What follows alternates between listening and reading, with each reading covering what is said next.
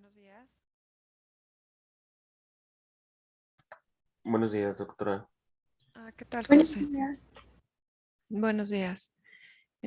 Vamos a dar inicio a la clase de complejo mayor de histocompatibilidad. Eh, Permítanme un segundo. Sí, doctora.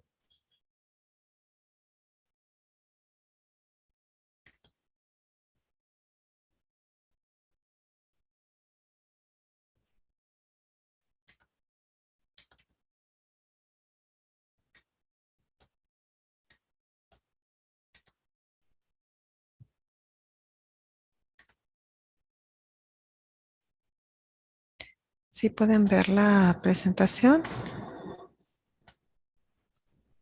Sí, ya se ve. Ok, perfecto. Bueno, pues buenos días. Vamos a hablar, esta clase, pues ya la habíamos tomado. Sí se hace un poquito más de énfasis en diferentes materias alrededor de este tipo de temas, porque ustedes van a ver que es pues muy trascendente. Ustedes se van a topar cada vez más con trasplantes. Actualmente, bueno, pues no solo trasplantes, la utilización de ciertos compuestos pues biológicos para el tratamiento de ciertas enfermedades, como lo acabamos de ver ahorita durante la pandemia de COVID. Entonces, es importante que todos estos conocimientos pues los tengan como muy presentes. Y pues bueno, vamos a hacer un repaso de lo que ya hemos visto previamente. Entonces, acuérdense que previamente a todo este complejo de antígenos, de moléculas que podemos encontrar o que pueden ser detectadas en la superficie celular, se les llaman pues antígenos. Y sabemos que estos antígenos pueden causar una respuesta inmunológica en muchos casos. Y bueno, esto comenzó a estudiarse cuando se intentaron los primeros trasplantes. Entonces, cuando comenzaron a intentar colocar un injerto de un paciente en otra persona, pues se dieron cuenta que existía alguna característica de ese tejido, que actualmente sabemos que son estos famosos antígenos de histocompatibilidad, que podían causar una respuesta inmune contra ese injerto, o bien favorecer la tolerancia y determinar la supervivencia del mismo injerto. Entonces sabemos que, bueno, pues en cada este, grupo de individuos, pues podemos tener ciertos aloantígenos específicos.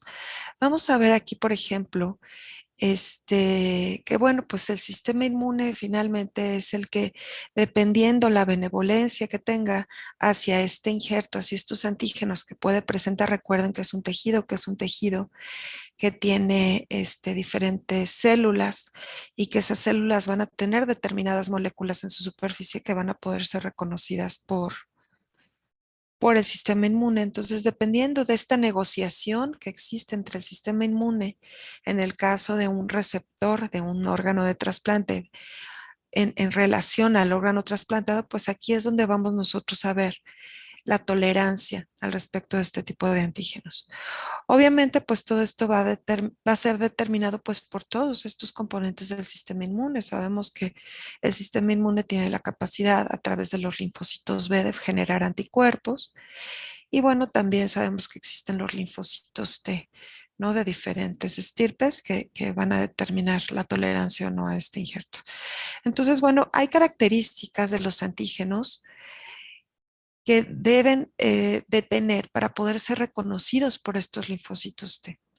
Sabemos que los linfocitos T van a reconocer péptidos principalmente. Recuerden que antígenos, bueno, pues pueden ser péptidos, glúcidos, pueden ser eh, ácidos grasos, etcétera, pero principalmente los linfocitos T van a reconocer lo que son péptidos y de preferencia, bueno, el linfocito T se requiere que sean péptidos lineales, ¿sí? Tienen la capacidad importante de reconocer antígenos asociados a las células y antígenos no solubles. Y bueno, vamos a ver que tanto los linfocitos T, CD4 como CD8 van a reconocer preferentemente antígenos ingeridos del ambiente extracelular y antígenos producidos en el citosol. ¿Se acuerdan? los linfocitos CD4, ¿qué tipo de antígenos reconocen? ¿Los del citosol o los ingeridos del ambiente extracelular?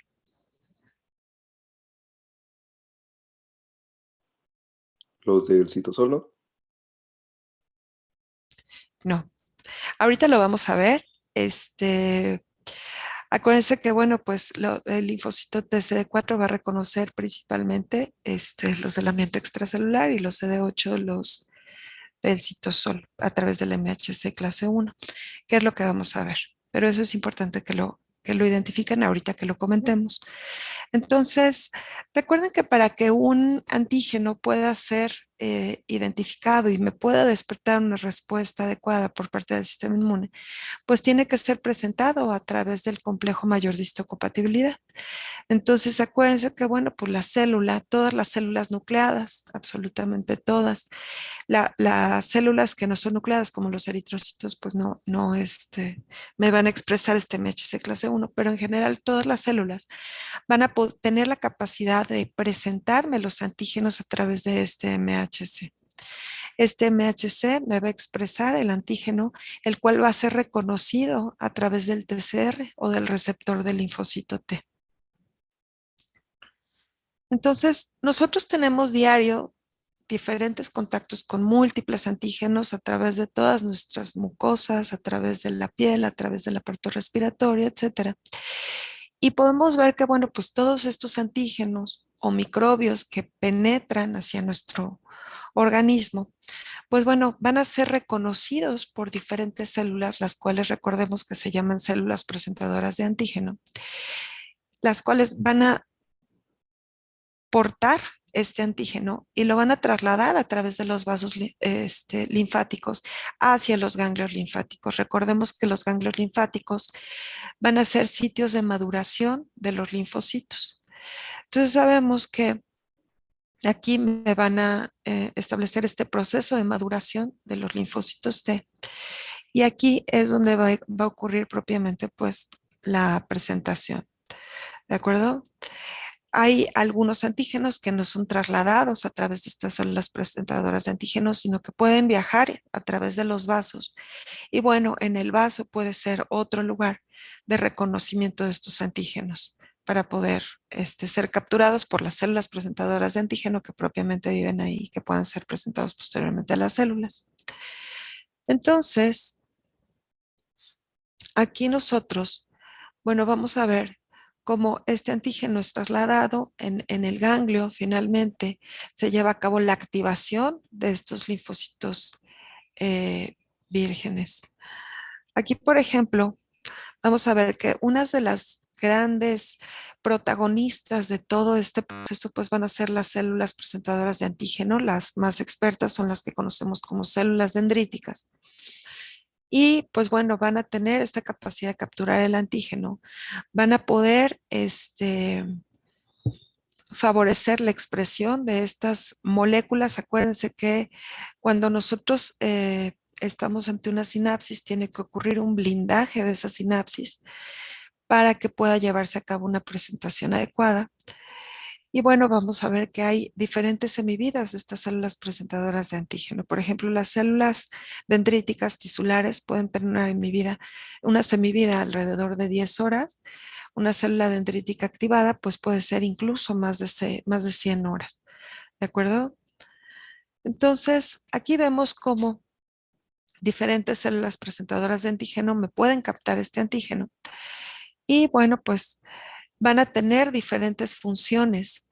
Por ejemplo, en el caso de la célula dendrítica, bueno, pues tiene la capacidad que les comentaba previamente de hacer un blindaje perfecto a nivel de la sinapsis para la presentación de este antígeno al linfocito T virgen.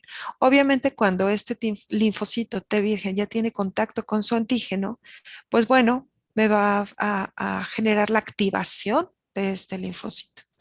En el caso del macrófago, bueno, pues el macrófago por sí mismo pues me puede destruir este antígeno.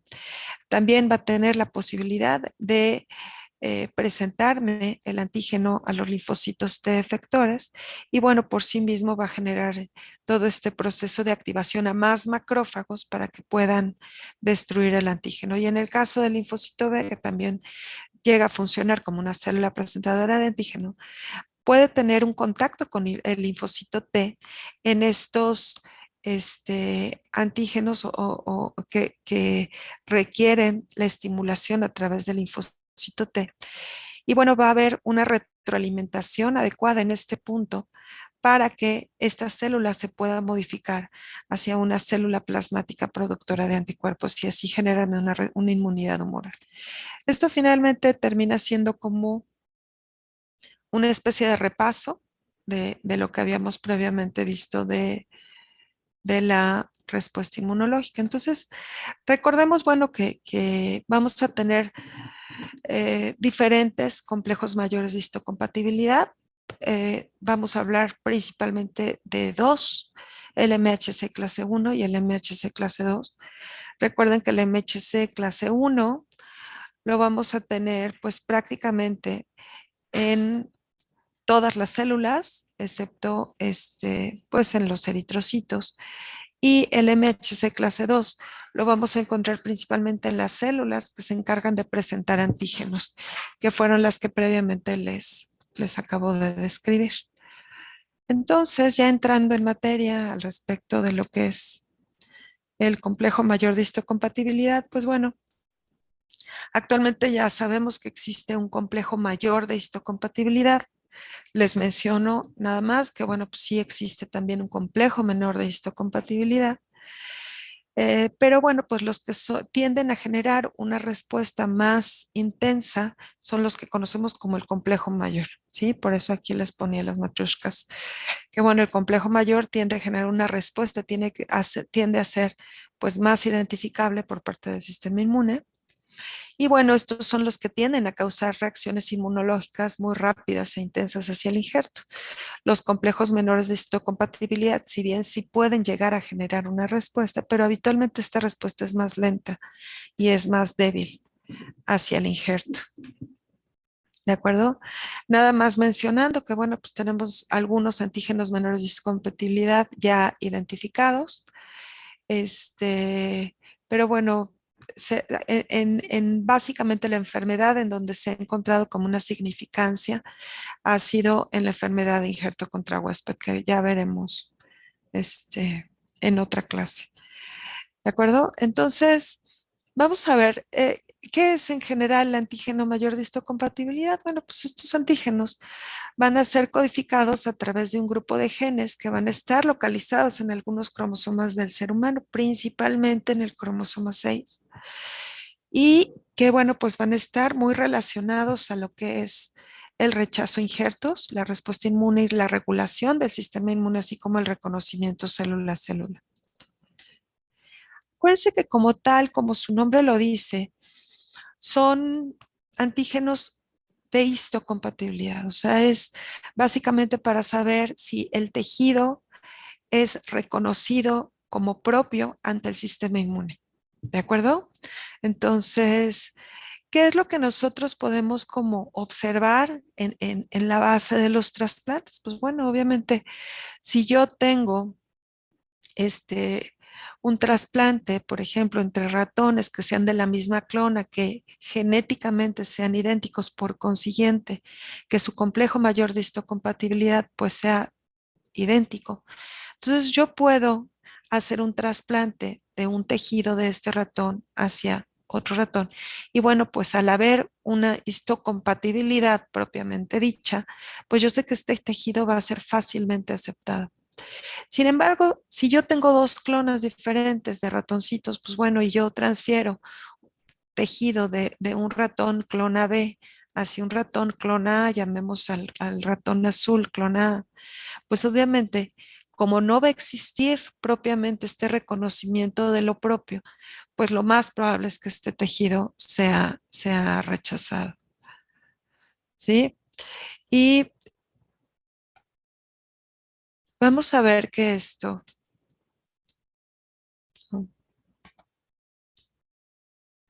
Ok. Nosotros cuando comenzaron a darse cuenta de eso, de que, bueno, pues no era tan fácil como yo le injerto un riñón de un paciente a otro, etcétera, pues bueno, comenzaron a hacer ciertos experimentos al respecto. Y bueno, ahí comenzaron obviamente a hacer ciertas cruzas entre las diferentes clonas de ratones. Entonces nosotros aquí, por ejemplo, podemos ver que si tenemos una cruza entre la clona A con la clona B y yo hago un injerto de cualquiera de estos dos clonas a este tejido, pues bueno, lo más probable es que yo vaya a tener un grado, en este caso, aquí particularmente de tolerancia. Sin embargo, si yo ya tengo un tejido que tenga de diferentes clonas y lo injerto en un ratón que pueda no reconocer parte de ese tejido, pues bueno, muy probablemente esto me genera un rechazo. Entonces, en base a lo que les digo, en el primer ejemplo que nosotros tenemos aquí, supongamos que tenemos una clona A y una clona B y hacemos mezclas de estas clonas. ¿Ustedes qué creen que ocurra en este primer caso? ¿El tejido va a ser aceptado o va a ser rechazado?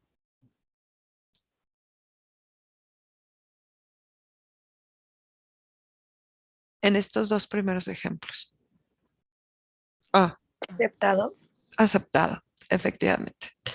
Por lo que les comentaba, o sea, finalmente este primer receptor, pues sí tiene componente genético que es idéntico a esta clona y a esta, ¿de acuerdo?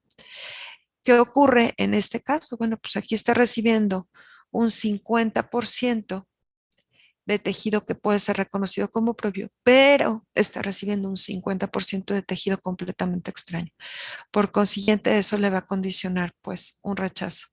¿Hasta aquí vamos claros? Doctora, disculpe, me entró una duda acerca de eso. Por ejemplo, ahorita en el módulo en el que estamos, para eso aplica una prótesis o los clavos ahí, o eso no se considera como injerto. Mira, sí son injertos, pero acuérdate que sobre todo sí te pueden desencadenar una respuesta, pero sí es más cuando estamos hablando como de proteínas, ¿de acuerdo? En ese caso estamos hablando de metales que sí te pueden generar una respuesta inmunológica, por ejemplo, te pueden generar un tipo de hipersensibilidad tipo 4, etcétera, pero nunca va a ser lo mismo a trasplantar un tejido vivo, en donde vas a tener estas características que yo te comenté de que, bueno, van a ser péptidos, van a ser lineales, van a ser fácilmente reconocidos por los linfocitos T. Los metales, etcétera, sí pueden llegar en un punto a ser reconocidos y a generarte una respuesta inmune, pero sí trasplantar un tejido vivo sí es de mucho más riesgo que un injerto metálico, por ejemplo, ¿no? Gracias, doctora. Sí, de nada. ¿Alguna otra duda? No. A ver. Muy bien. Entonces, bueno, pues finalmente aquí es importante considerar que, bueno, pues mientras más contacto vaya existiendo con este tipo de proteínas extrañas, pues la respuesta inmune va tendiendo a ser más acelerada, que era lo que les comentaba. Cuando hablamos nosotros de inmunidad humoral y hablamos de lo que era la respuesta primaria y la respuesta secundaria, no sé si recuerdan, que dijimos, bueno, pues para que se establezca una respuesta primaria, más o menos nos tardamos entre 7 y 10 días para que las células reconozcan y monten adecuadamente ya todo este mecanismo inmunológico. Y en el caso de la respuesta secundaria, bueno, pues como ya tenemos células de memoria, esta respuesta tiende a montarse en un periodo pues mucho más acelerado, ¿no? En 1 a 3 días nosotros ya podemos estar montando una respuesta inmunológica ya bien establecida. ¿Qué es lo que nosotros podemos ver? Por ejemplo, en un primer injerto, nosotros podemos a veces no tener una respuesta de rechazo tan inmediata. Puede tardar alrededor, bueno, de 10 días en que ya se comiencen a generar anticuerpos, etcétera, contra este injerto. Pero si de repente en este ratón nosotros hacemos un segundo injerto, pues bueno, nuestra respuesta puede verse mucho más acelerada y en el caso de un segundo rechazo, pues bueno, esta puede ser dentro de los primeros 3 días por esta respuesta primaria y secundaria que explicábamos cuando dimos inmunología, específicamente cuando hablamos de inmunidad humoral. Obviamente, si a este ratoncito que bueno, pues ya tuvo un segundo contacto con este injerto, le hacemos un implante de un tejido completamente ajeno a lo que él ya reconocía, pues bueno, es como si montáramos de inicio una respuesta primaria, ¿sí? Entonces es principalmente lo que estamos viendo actualmente ya afortunadamente los estudios que se hacen para valorar la compatibilidad entre un donador y un receptor, pues lo que buscan precisamente es que no haya este reconocimiento, ¿no? Entre el donador, el receptor hacia tejido del donador. Entonces, actualmente ya se pueden hacer, incluso existen bancos de datos en Estados Unidos, por ejemplo, en diferentes hospitales como la Clínica Mayo, en donde se pueden hacer todos estos cruces genéticos para tratar de encontrar al donador ideal para determinado receptor, ¿no? Nosotros, bueno, ¿de dónde surgen todos, la mayoría de estos estudios? Bueno, pues recordemos que muchos de estos estudios pues, se han hecho en animales, porque, bueno, pues sí tenemos compatibilidades genéticas pues importantes, ¿no? En el caso de los monos podemos tener, se pueden utilizar como eh, animalitos para experimentación, ajá, porque podemos tener ciertas similitudes hasta en un 90%, en el caso del ratón el 88%, y bueno, esto nos ha permitido ir adquiriendo como todos estos conocimientos. ¿Sí? De donde más se han adquirido estos conocimientos, pues ha sido del estudio en ratones. Sabemos que tenemos genes muy similares, nada más que, bueno, en el caso del humano, este complejo HLA o MHC lo encontramos en el brazo corto del cromosoma 6 y en el caso del ratón, pues lo encontramos en el fragmento H2, bueno, que en el ratón se llama H2, no HLA, y lo encontramos en el cromosoma 17, ¿de acuerdo? Entonces, si nosotros determinamos, bueno, pues estos sitios, ay,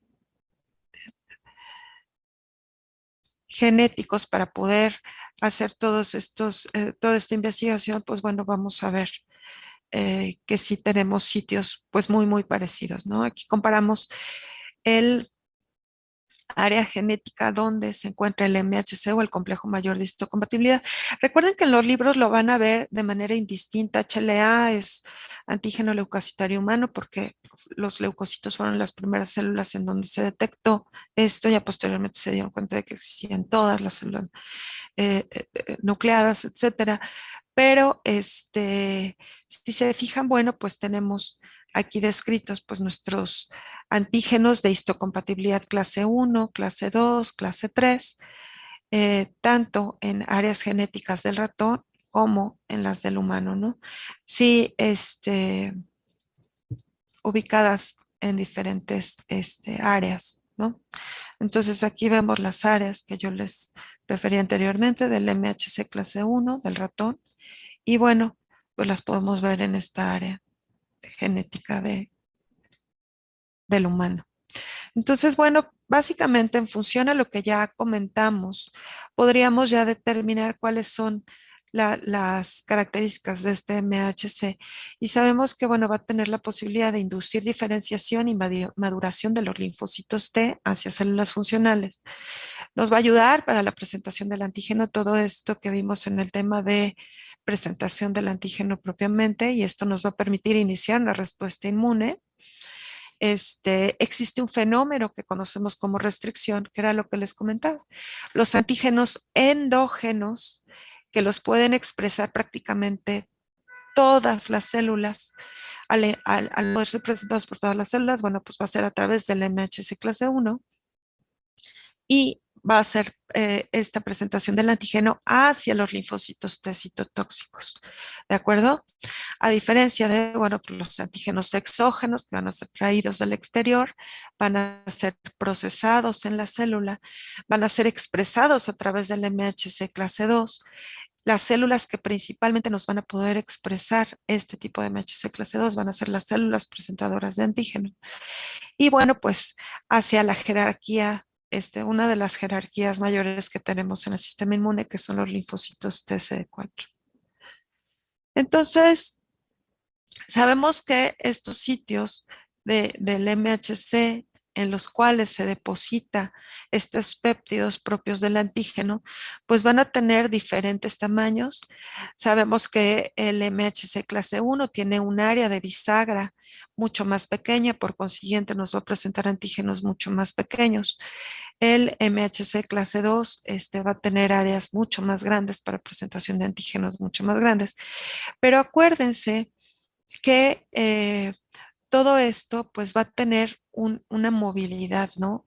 Aquí, por ejemplo, nosotros vemos como al tener contacto con el antígeno y al haber reconocimiento, entonces aquí esta área como de bisagra se cierra para atrapar y volver como más compacta el área para poder tener muy fijo el antígeno que se va a expresar. Entonces, acuérdense que tenemos MHC clase 1, que como les decía yo previamente, son los que llamamos clásicos. Bueno, podemos tener dos variantes, que son los que llamamos clásicos y algunos llamamos no clásicos. Acuérdense que cuando hablamos MHC clase 1 es solamente una letra, ¿no? En los clásicos tenemos el A, el B y el C. En los no clásicos tenemos el E, el F y el G. Y dentro de estos clásicos, bueno, pues vamos a ver que la principal función es participar en la presentación de antígenos endógenos y la regulación inmune.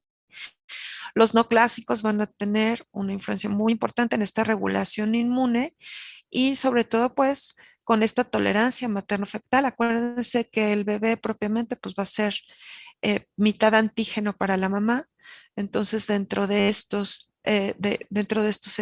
HLA pues se va a permitir una respuesta adecuada para proteger al producto. Y bueno, tenemos algunos otros genes relacionados dentro de este MHC clase 1 que bueno, vamos a ver más adelante.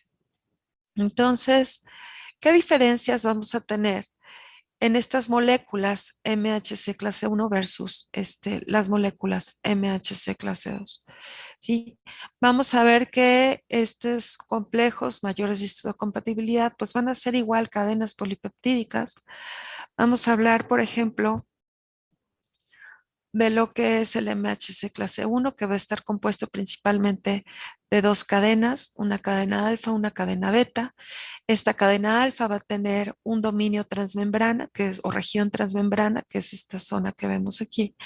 Y vamos a ver que va a tener tres dominios, alfa 1, alfa 2 y alfa 3. Vamos a ver aquí la zona de bisagra, aquí, que es el sitio de, como que mi señalador me responde medio lento, pero bueno, a ver ya. Entonces, aquí vemos que tenemos esta zona, justo la región de unión al péptido va a ser entre el A1 y el A2, y tenemos aquí la cadena beta que va a estar dada, que va a estar dada por un dominio que es la beta 2 microglobulina, que la vamos a ver en esta zona. Aquí vemos justo el sitio de ensamblaje entre el dominio alfa 1 y alfa 2, que es el sitio de ensamblaje de el péptido que propiamente pues se va a presentar. ¿De acuerdo? Aquí vemos, por ejemplo, las diferencias entre el MHC clase 1 y el MHC clase 2. El MHC clase 1 me va a poder acomodar péptidos entre 8 y 11 aminoácidos, mientras que ustedes observen el MHC clase 2. Me va a poder acomodar péptidos, aminoácidos que son mucho más grandes, son péptidos que van a tener entre 10 y 30 aminoácidos. Sí, ay, perdón. Entonces, aquí vemos, bueno, cómo en el surco propiamente, pues vamos a tener como la unión propiamente con el péptido. En el caso del complejo mayor de histocompatibilidad clase 2, acuérdense que, bueno, pues estos van a participar en la presentación de antígenos exógenos y en la regulación inmune. Acuérdense que clase 2, pues son dos letras, DP, DQ, DR. Y vamos a ver que estos genes, pues van a estar asociados gracias, con el procesamiento del antígeno. Y bueno, pues vamos a tener también dentro de esta zona la codificación de ciertos transportadores asociados al procesamiento del antígeno y de los proteosomas. Entonces, ¿cuál va a ser la distribución de estos MHCs? Pues ya lo definimos. Clase 1, se los estoy repite y repite porque necesito que esa parte les quede como muy, muy clara. Todas las células nucleadas, no lo vamos a encontrar en los eritrocitos, no son nucleados, acuérdense. Y el MHC clase 2 lo vamos a encontrar principalmente en las células que van a tener una función de presentación de antígeno, que como mencionábamos antes, pues principalmente van a estar en los linfocitos B macrófagos. Y aquí vemos, bueno, y las células B, ¿sí? Entonces,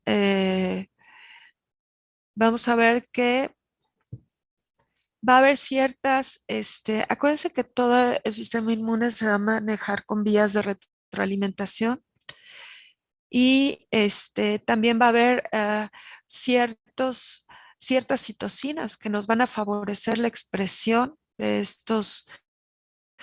de estas moléculas del complejo mayor de histocompatibilidad.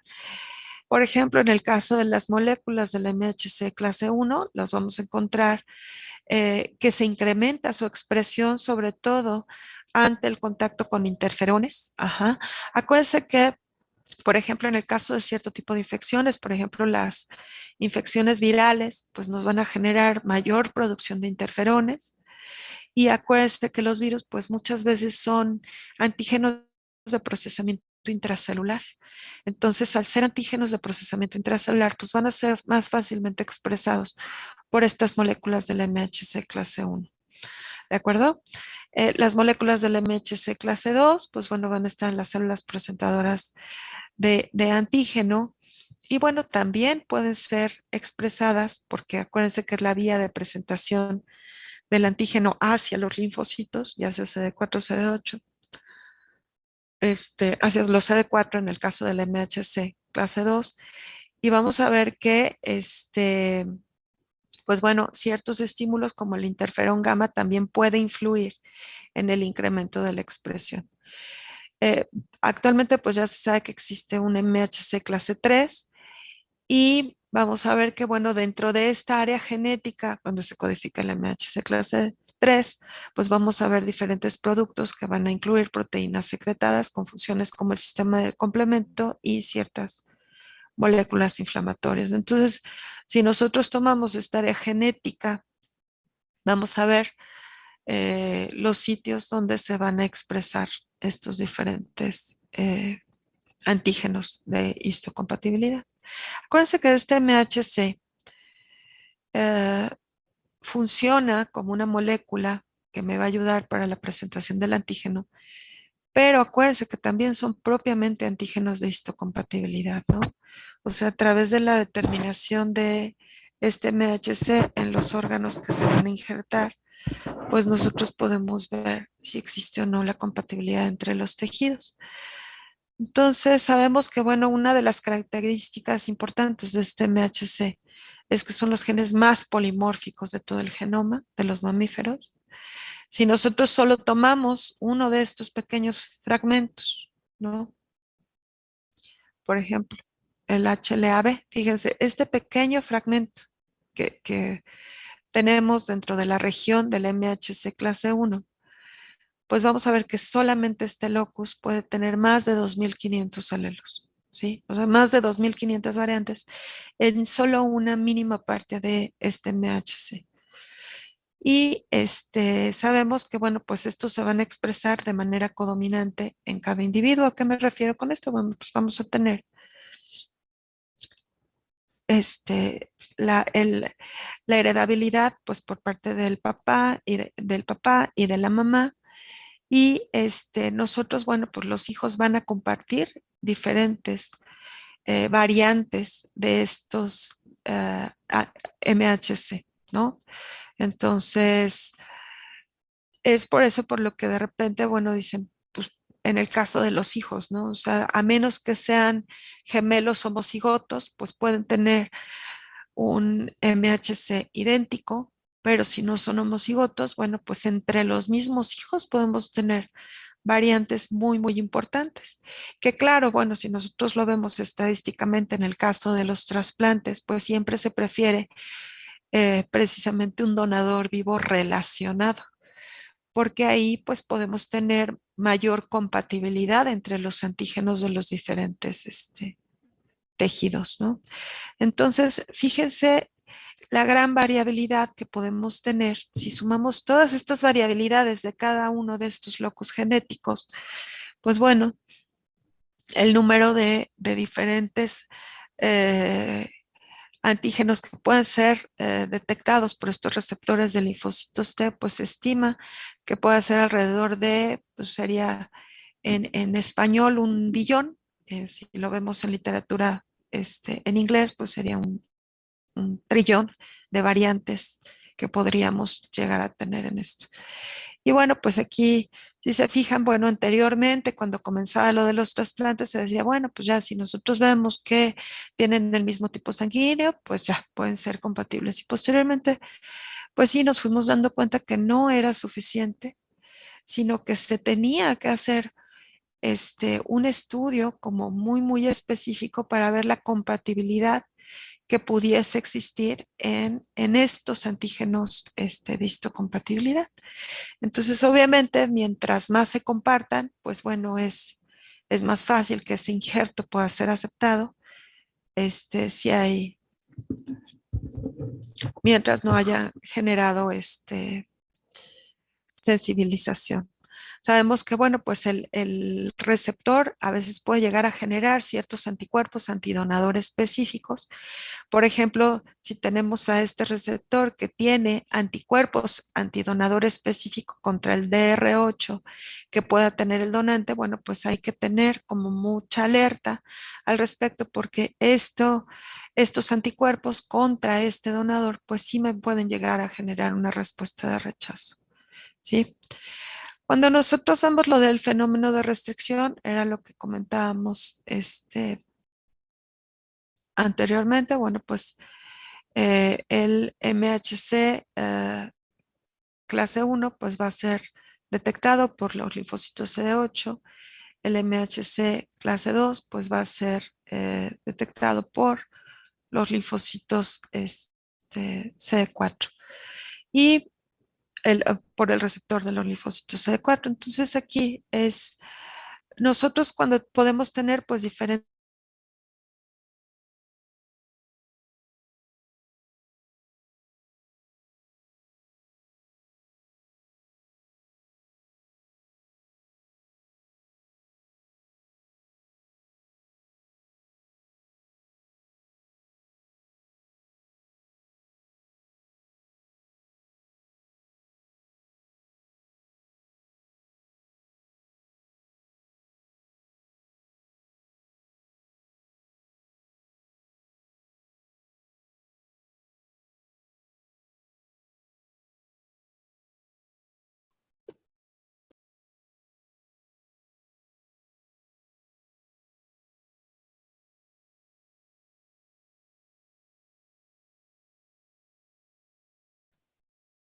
bueno, mientras regresamos todos,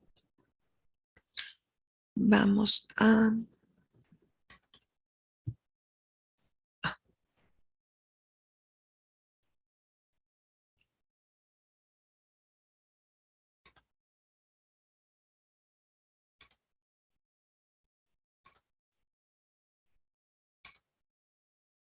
Muy bien. Ok, entonces, bueno, pues ya regresamos la mayoría. Vamos a esperar un segundo. Hasta aquí vamos recordando lo que vimos en el curso pasado.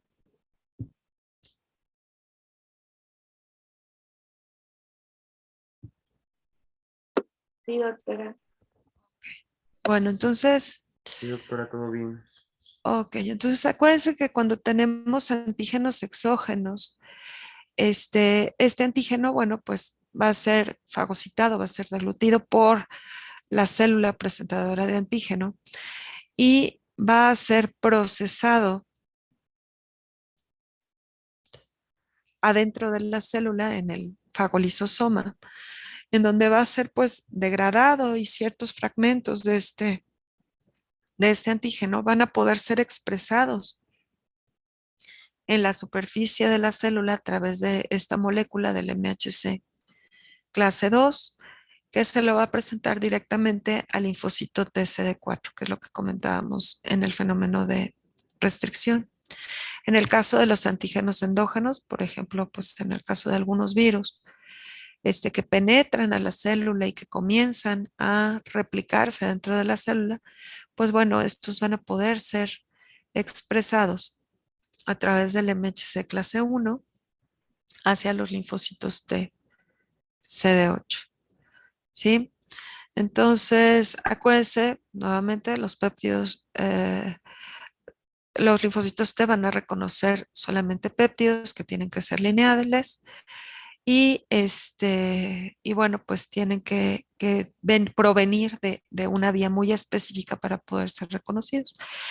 Acuérdense que dentro de esta sinapsis inmunológica, bueno, pues tenemos señales coestimuladoras que mencionábamos previamente, no solamente para que se lleve a cabo la activación del linfocito, que haya contacto entre el MHC y el TCR del linfocito T, sino requerimos de estas señales coestimuladoras o señales alternas para que haya un blindaje adecuado en esta sinapsis, así como de la producción de diferentes interleucinas para que pueda llevarse a cabo esta comunicación de una manera adecuada entre ambas células, ¿sí?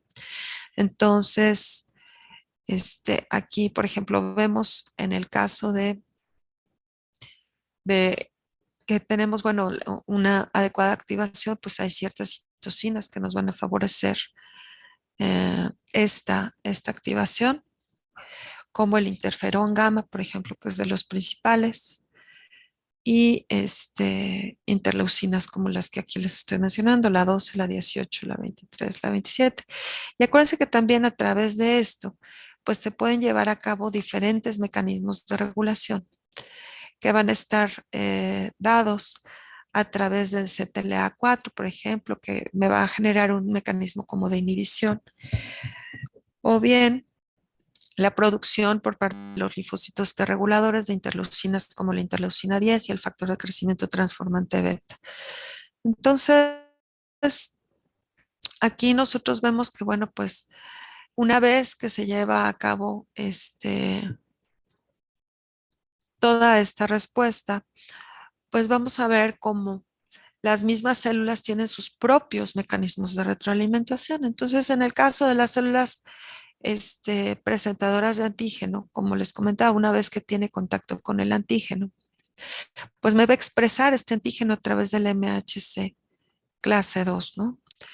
Esto también va a ser regulado, pues importantemente por la producción de interferón gamma, que me va a facilitar la expresión de este MHC en la misma superficie de esta célula dendrítica. Entonces, no solamente le va a expresar el antígeno a un linfocito, sino que puede hacer una respuesta ampliada hacia la expresión del antígeno a diferentes linfocitos, ¿no? Y en ese punto, pues puede generar una respuesta aumentada por una activación, pues masiva de linfocitos T, ¿de acuerdo? Entonces, generalmente el MHC, pues me va a presentar pues todos los péptidos que le llegan dependiendo tipo de péptido para el cual esté codificado, pero ella me va a expresar pues tanto propios como péptidos extraños, ¿sí?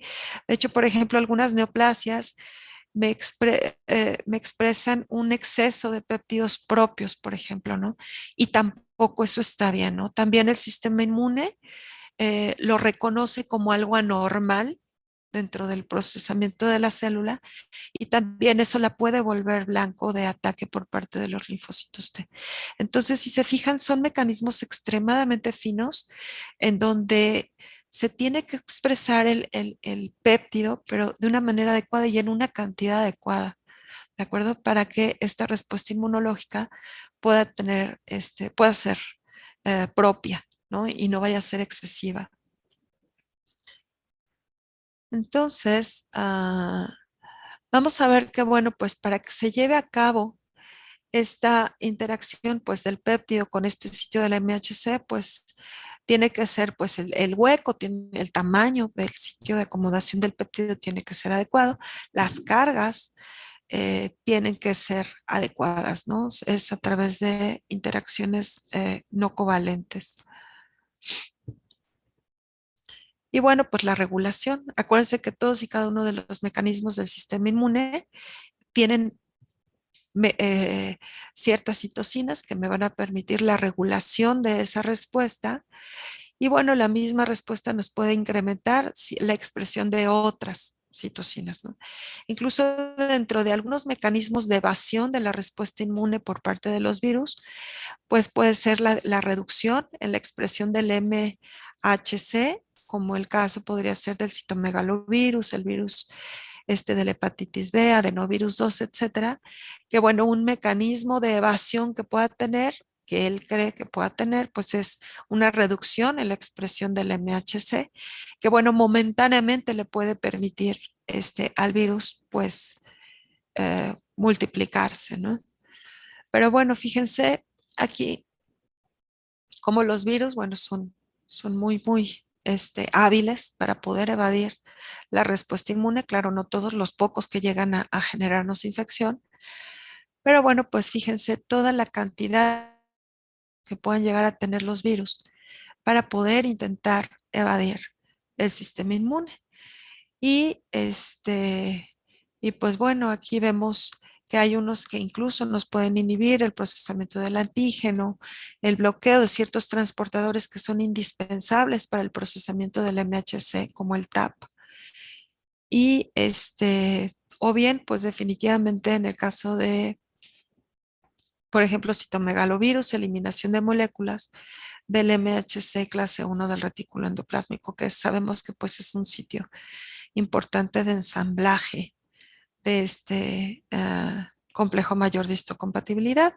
Sabemos que, bueno, pues sí, el sistema inmune tiene un diseño, pues les podría decir casi perfecto. Desafortunadamente, por ese casi, pues en algunos puntos nos puede fallar, porque sí tenemos muchos sitios de blindaje, pero bueno, ante patógenos muy violentos, como lo que vimos ahorita del coronavirus, por ejemplo, el HIV, etcétera. ¿En qué otro caso nos puede fallar pues nuestra respuesta inmunológica adecuadamente? Pues en el caso de inmunodeficiencias, en el caso de que tengamos una disregulación del sistema inmune, como en los casos de hipersensibilidad, cuando puede existir alguna deficiencia que nos permita un inadecuado reconocimiento de lo propio, como es el caso de la autoinmunidad. Y bueno, en estos casos, bueno, pues sí hay algunas células que pueden mutarse hacia células cancerígenas que, bueno, pueden evadir incluso todos estos mecanismos del sistema inmune. Entonces, aquí vamos a ver cómo se lleva a cabo el procesamiento a través del MHC clase 1. Aquí vemos que, bueno, pues tenemos en el caso del MHC clase 1, les repito, a través del proceso, bueno, son útiles para el procesamiento de los antígenos intracitoplasmáticos. Entonces, en el caso de los virus, pues sabemos que el virus va a utilizar la misma infraestructura celular para poderse multiplicar. Y sabemos que dentro de esta multiplicación, pues bueno, va a producir diferentes proteínas víricas, las cuales van a tener un marcaje a través de la ubiquitina que le va a permitir su paso a través de los proteosomas, donde se lleva a cabo un procesamiento de los péptidos para que estos puedan entrar hacia el retículo endoplásmico rugoso a través de los TAPS, en donde van a poder tener contacto con el MHC clase 1, que bueno, pues ya va a estar propiamente ensamblado. Una vez que ya existe este ensamblaje a través del retículo endoplásmico, sabemos que para que se lleve a cabo este plegamiento de esta molécula, tenemos diferentes moléculas que vamos a conocer como chaperonas, que me van a permitir la producción de las proteínas, bueno, de los péptidos necesarios para el ensamblaje del MHC clase 1, y este MHC clase 1 ya lo vamos a tener aquí a la espera en el retículo endoplásmico rugoso. Entonces, una vez que entran estos péptidos que venían de ciertas proteínas del citoplasma, pues bueno, vamos a ver que va a ocurrir un ensamblaje adecuado, va a haber la migración de este MHC clase 1 junto con su antígeno hacia el aparato de Golgi, en donde va a ser excretado a través de ciertas vesículas para poder salir hacia la superficie celular, ser expresado en la superficie celular y tener contacto con el linfocito TCD8 y despertar pues una respuesta citotóxica. ¿Sí? Entonces, aquí vemos que, bueno, pues hay diferentes chaperonas que me van a permitir el ensamblaje o la estabilización del MHC clase 1. En este caso, pues tenemos, por ejemplo, la calnexina, y existen algunas otras chaperonas como la calreticulina, el ERP57, etcétera. Cada una de estas va a tener diferentes funciones y algunas, pues bueno, como vimos previamente, para que pase el péptido hacia el retículo endoplásmico y pueda ser adecuadamente ensamblado en su MHC clase 1, ¿no?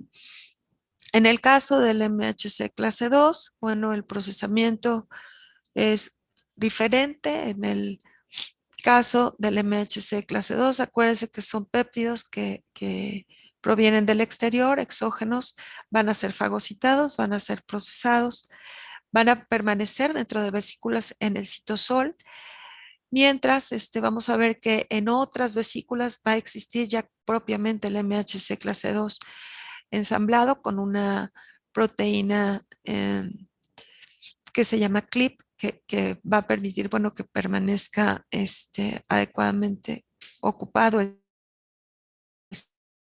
sitio de unión. Ay, perdón, pero es que mi señalizador no funciona. Y bueno, pues cuando tiene contacto con el endosoma, pues bueno, a través de diferentes, de otras que pudiéramos mencionar que pueden funcionar también como chaperonas, va a ocurrir este intercambio entre este desensamblaje del clip hacia el ensamblaje del antígeno propiamente que requiera ser presentado a través del MHC clase 2. Asimismo, ya este MHC con su antígeno va a migrar hacia la superficie celular para poder expresar su antígeno a los linfocitos TCD4. Aquí lo vemos, pues, digamos, si tuviésemos un acercamiento, entonces aquí vemos como la vesícula endocítica me forma un endosoma que se une al lisosoma, se degradan las proteínas. Por otro lado, tenemos otra vesícula que va a tener propiamente el MHC clase 2. Y aquí va a ocurrir el desensamblaje del clip con el ensamblaje del antígeno propiamente para el que está requerido. Y bueno, propiamente pues va a ser expresado hacia la superficie celular. ¿De acuerdo? Tenemos algunas células, como las células dendríticas, que nos pueden hacer presentación cruzada. La célula dendrítica tiene la posibilidad de ciertos antígenos que vienen exógenos, convertirlos a endógenos y poderlos expresar a través de ambas vías. ¿De acuerdo? Entonces,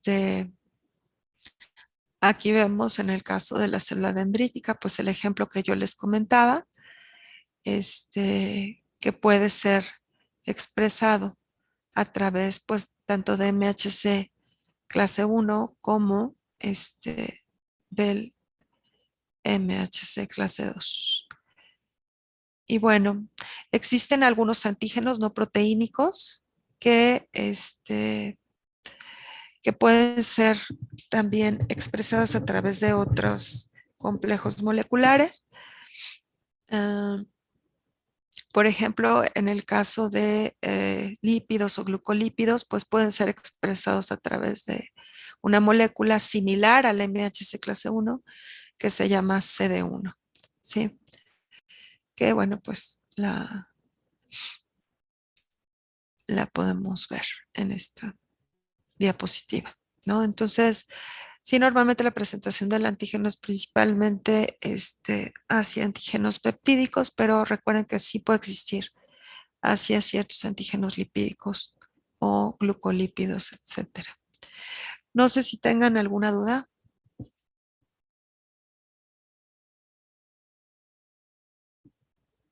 No, doctora, todo bien.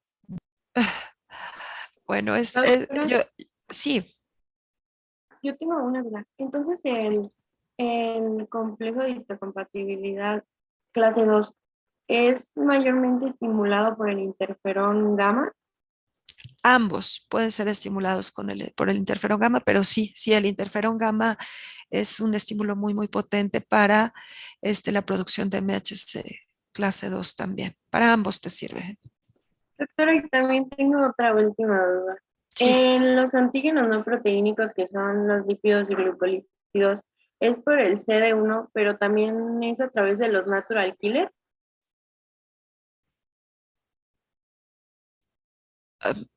No, como que no entendí esa parte de la...